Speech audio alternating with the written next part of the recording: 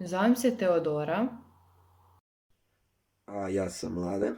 Mi smo iz Srbije i učenici smo osnovne škole Mića Stojković iz Unčara. Predstavili bi vam prvi dečiji ekološki modul Mladena Gver.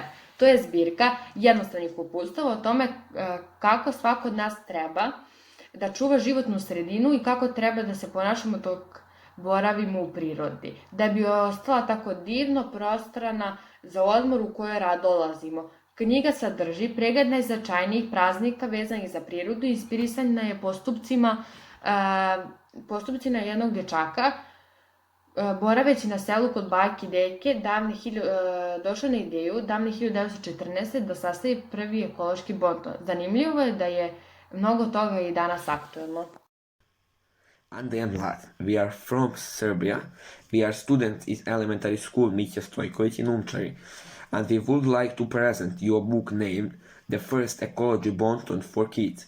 Bio Mladen Gvero. It is collection of short instructions about how everyone should keep environment and how to behave while you spend time in nature. Sui Skundstaj, a wonderful place to visit. Book contains a list of important dates, contents with nature, and it is inspired by an act of one boy who didn't.